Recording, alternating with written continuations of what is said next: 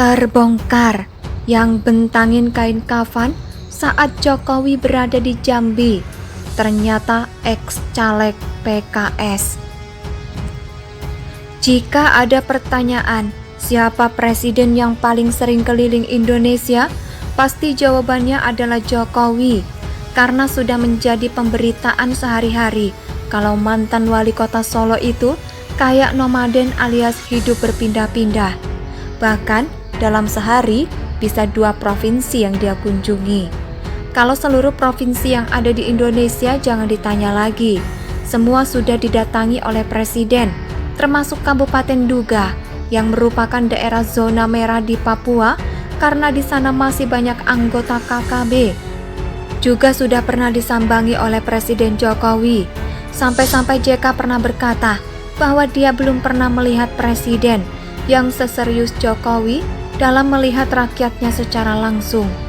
Nah, baru-baru ini presiden kembali berkunjung ke Jambi. Adapun agendanya selama berada di daerah yang dilalui oleh Sungai Batanghari itu adalah menyerahkan langsung BLT minyak goreng kepada keluarga penerima manfaat atau KPM.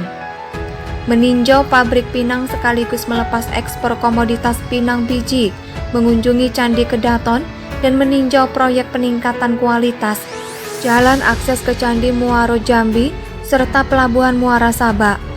Dari sekian banyak agenda kerja yang dijalankan oleh presiden tersebut, yang tentunya sangat melelahkan, ternyata masih ada juga orang yang tidak bisa menghargainya.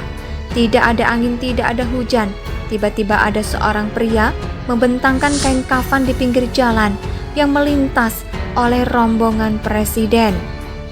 Yang di kain kafan itu ada tuliskan, "Turunkan harga minyak goreng." Kayak emak-emak saja beliau ini, padahal pria. Tidak pelak karena tindakannya tersebut dianggap berpotensi membahayakan keselamatan rombongan presiden yang melintas.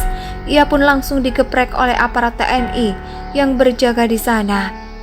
Karena yang namanya orang, kita tidak tahu bagaimana kondisi kejiwaannya sebelum dilakukan pemeriksaan. Bisa saja nanti ketika mobil presiden lewat, ia menabrakkan diri ke mobil berplat RI1 itu. Bisa berabe, meskipun dia tidak tewas, jelas hal ini akan merugikan Jokowi, lantaran akan dijadikan isu oleh kadrun. Presiden mencelakai rakyatnya sendiri.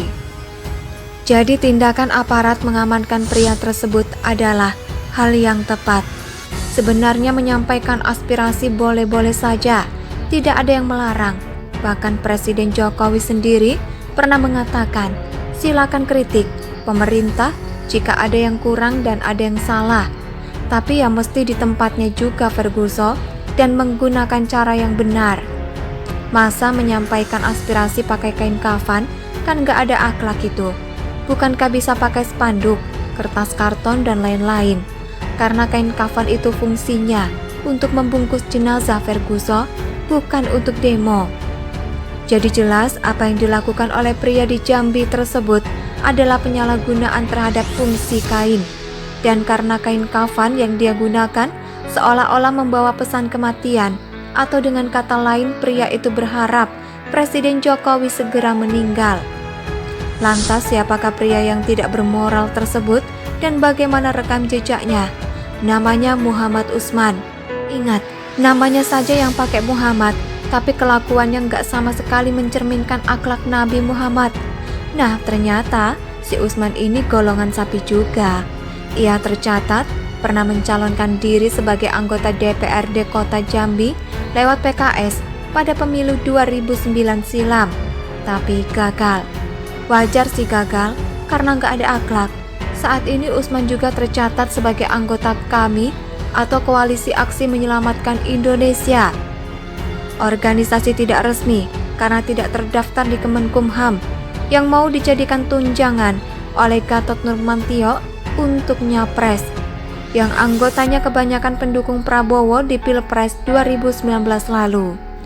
Terakhir, dia malu sendiri karena aksinya tersebut ketahuan sama wartawan dan dijadikan berita.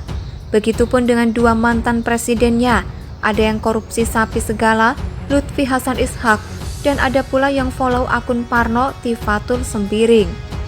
Ngomongnya sih kader partai berbasis Islam atau PKS, tapi kelakuannya gak islami banget.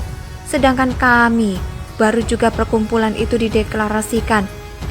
Sudah 8 anggotanya ditangkap polisi lantaran melakukan penghasutan. Artikel ini ditulis oleh Ferry Padli di siwar.com. Bagaimana menurut pendapat Anda? Silakan tulis pendapat Anda di kolom komentar.